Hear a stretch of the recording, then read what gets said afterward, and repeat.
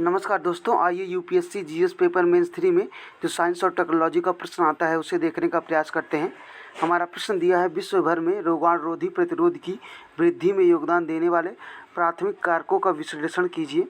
रोगाणुरोधी प्रतिरोध को संबोधित करने में मौजूदा वैश्विक रणनीतियों की प्रगतिशीलता का मूल्यांकन कीजिए। इसका उत्तर हम लोगों को 150 वर्ड में लिखना है।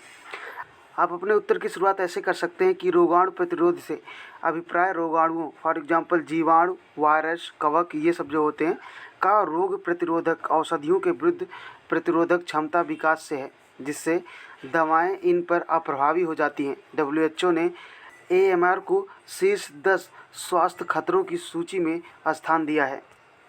अब AMR के प्राथमिक कारण क्या है, इसके 4-5 पॉइंट आप लिख सकते हैं। पहला आप लिख सकते हैं सेल्फ मेडिकेशन, बिना डॉक्टर की सलाह के दवा दिया जाना, ठीक है। दूसरा आप देख सकते हैं कि चिकित्सीय अपशिष्ट का अपर्याप्त निपटारा करना, ठीक है। दूसरा आप लिख सकते हैं कि कृषि व पशुपालन क्षेत्र में व्यापक रोगाणुनाशकों का उपयोग किया जाना। चौथा पॉइंट आप लिख सकते हैं AMR के प्रति आमजन में जागरूकता का अभाव होना। पांचवा पॉइंट आप लिख सकते हैं FCD का प्रचलन। छठा आप लिख सकते हैं वैश्विक स्तर पर AMR प्रति देशों के अप्रभावी विनिमय होना, ठीक है। अब वैश्विक रणनीतियाँ क्या हैं, पहला आप लिख सकते हैं इसमें WHO की अवेयर पहल, जिससे दवाओं को 3 श्रेणियों में विभाजित किया गया है। दूसरा आप लिख सकते हैं ग्लास पहल के माध्यम से AMR पर निरंतर निगरानी रखना।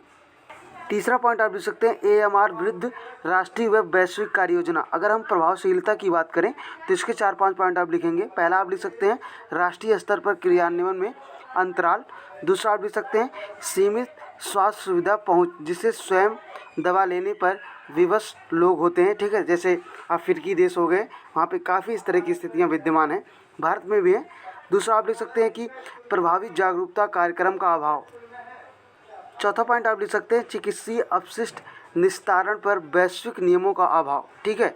अब इतना सब लिखने के बाद आप अपने उत्तर का अंत ऐसे कर सकते हैं कि AMR वैश्विक संकट है, जिसके विरुद्ध अंतर्राष्ट्रीय सहयोग, समन्वित नीति निर्माण, क्रियान्वयन आवश्यक है।